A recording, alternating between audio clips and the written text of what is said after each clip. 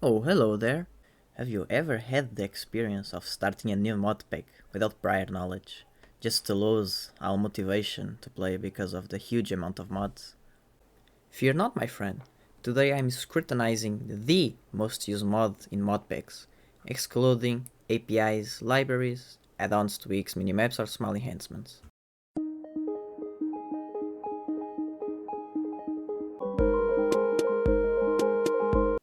Tinker's construct changes and adds various things to Minecraft, responding to the needs of many players, from builders to explorers to technicians. But the main premise is to change the way tools are made.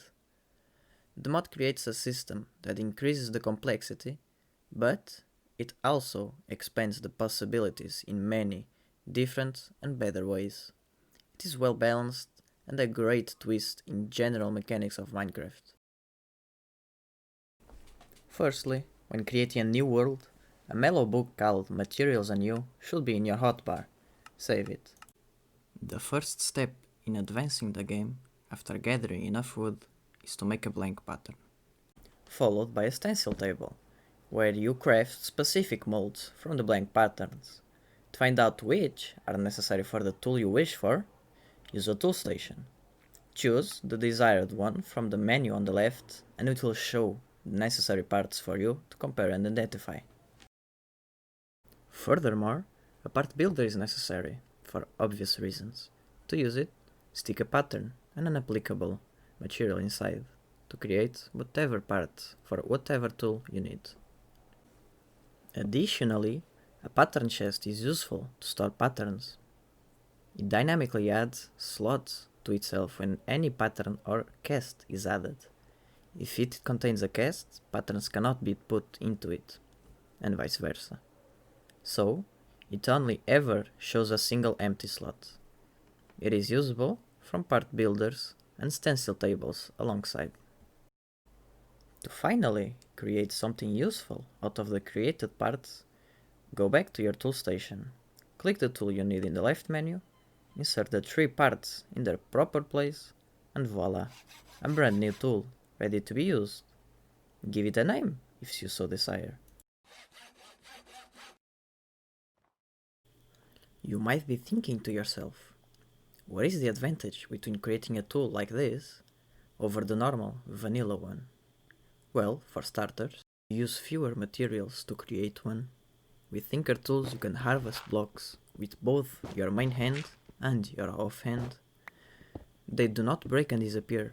Instead, they stop functioning as a tool, becoming useless, until you go back to the tool station. Put it in with a piece of the head's material and take it out with fully recovered durability.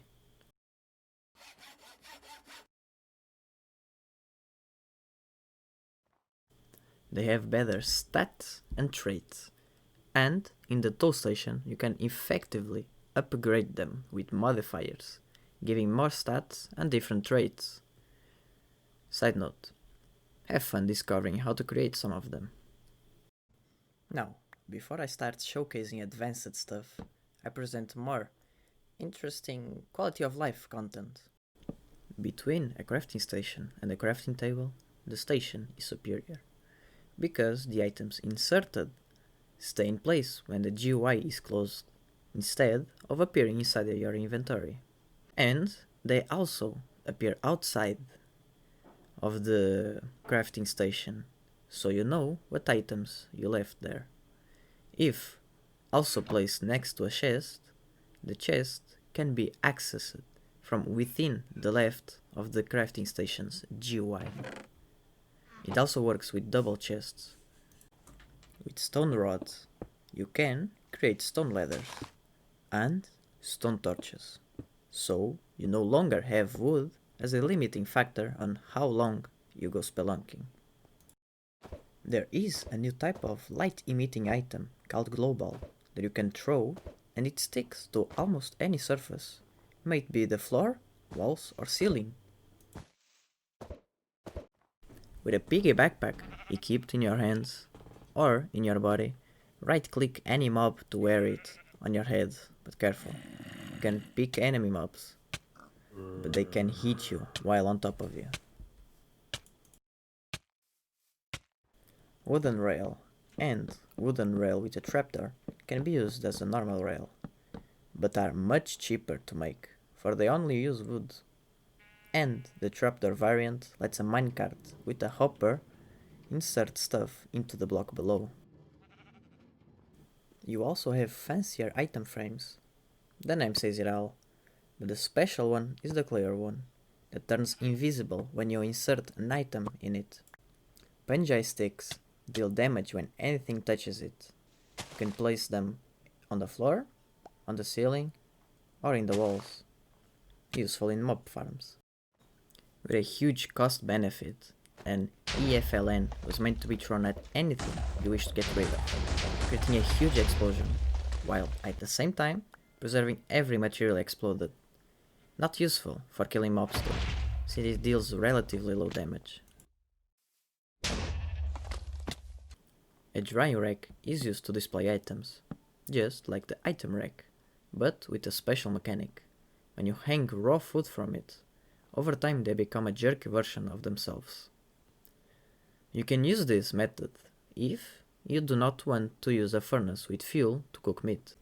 If you hang cooked food, it will transform into leather, clay, dried brick, colored slime. It depends. Every slime has a different effect. You can also automate it.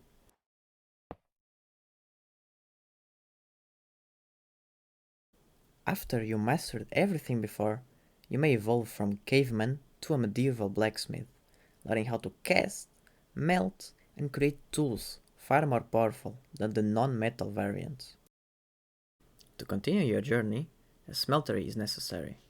The smelter can be built using any combination of syrup blocks, glass, tanks, and drains, which are made by smelting grout. Though the floor must be made of solely syrup blocks. It can have any size, from 3 to 3 to 11 to 11, and any height from a minimum of 2. Larger structures increase both the number of items that can smelt and the liquid capacity. The structure requires a floor, but not a ceiling or a frame. It also requires one smeltery controller to interact with the smelter, and 0 tanks to store the fuel necessary to smelt items. You only need one, but more will increase the capacity. Use lava as fuel, inserting it in the tank with the right mouse button. You can do it multiple times with multiple buckets of lava. To use it, swap a seared brick for a seared drain, attach a faucet on it, and place a casting table below the faucet to pour fluids and create forms. Remember not to add any more additional blocks than bricks, drains, or tanks, because you will not be able to interact with the controller anymore. To create a cast of anything, you need a tool part that has its shape to use as an outline. For example, if you want a pickaxe head cast, you need a pickaxe head. Then, place it on the casting table. Afterwards, insert gold or clay in the controller to pour into the casting table, and right-click the faucet. Then, a cast will appear.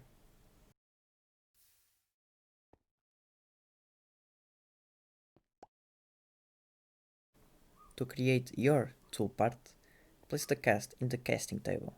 Then, insert any material that can be molten in the controller. The liquid will pour from the drain to the faucet, to the casting table, into the cast. After it cools off, you may remove the newly created tool part by right-clicking. Now, repeat as many times needed to create all the necessary parts for a tool to join them together in the tool station.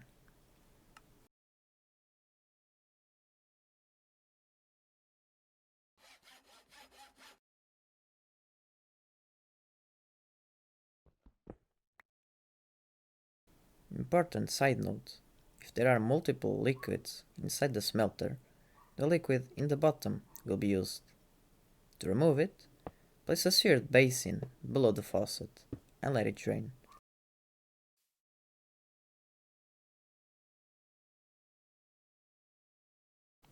Side note, did you know that if you put some metals together back to back in the smeltery, they join and create entirely new and better materials? Have fun discovering which ones do that. Tip: this mod also spawns 2 more ores in the nether. Also, consider creating a tool forge as a replacement for the tool station, for it has more tool options.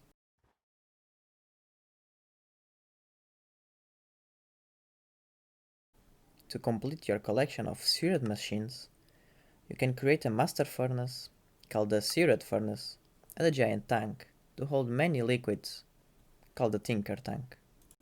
The seared furnace can have the same dimensions as the smelter, and with any height from a minimum of 3. Larger furnaces increase the number of items that can smelt at once. To be a valid one, it requires a floor and a ceiling, along with a frame around the sides. Frames around the ceiling and floor are optional. It can be made using seared blocks of any kind with a single seared furnace controller.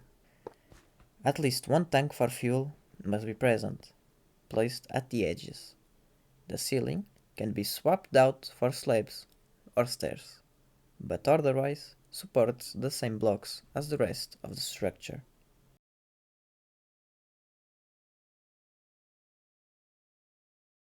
The tinker tank has the same dimensions as the furnace. Larger ones increase the size of the tank. To be valid, it requires a floor and a ceiling, along with a frame around the whole structure. The structure can be built using any combination of seared blocks, glass, tanks, and drains, though the floor must be made of either seared blocks or drains. A single tinker tank controller is required, can be placed on any layer except the ceiling, and must not be placed on the outside edges of the frame. The ceiling additionally supports slabs and stairs, even in the frame, provided they are downwards facing. Finally, the core of the mod was almost totally explained, but the master's degree is still yet to come. There is still like 20% left of the mod, so bear with me. If you wandered over the world, chances are you noticed some floating slime islands in the sky, with a mini biome on top, with its special little ecosystem, which there are multiple variants of. Now, why would you want to climb them, apart from collecting the blocks for decoration purposes? Well, slimy grass lets you jump higher. Slimy mud slows, but lets you jump even higher.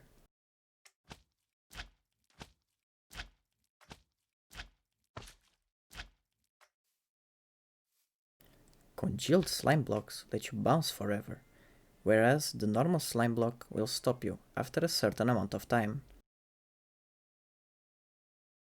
When you smelt it, you get a slime channel. If you place it in a certain direction, it will flow anything in to that direction. It will also not overflow to the adjacent blocks.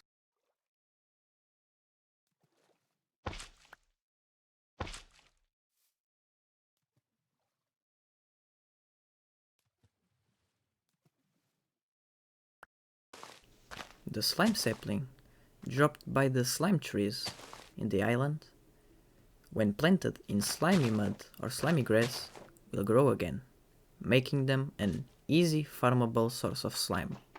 You can also create slime boots to negate fall damage and make you bounce when landing.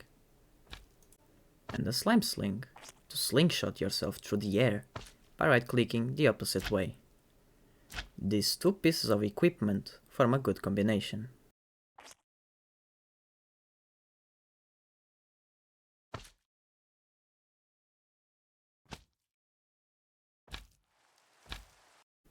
You can also eat all the slime balls, which give you two different status effects, one good and one bad.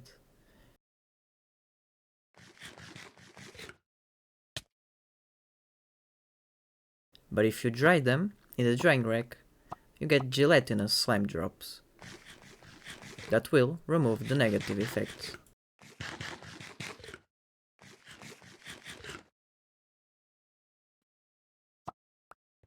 Alternatively, there is this thing called coagulated blood, which works as any different variant of slime, but it differs a bit from the way you get it.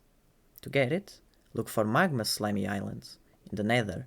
There will be congealed blood slime blocks. Or, as an easier alternative, you could insert a rotten flesh, drop a mob,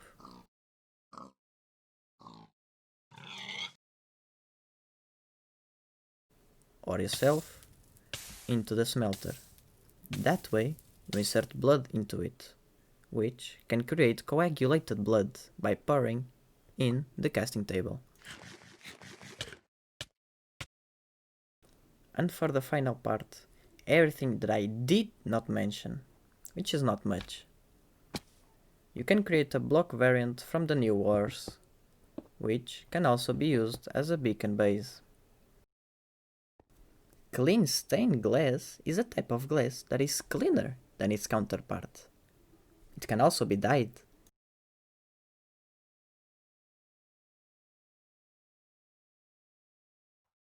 Brownstone lets you walk faster on it.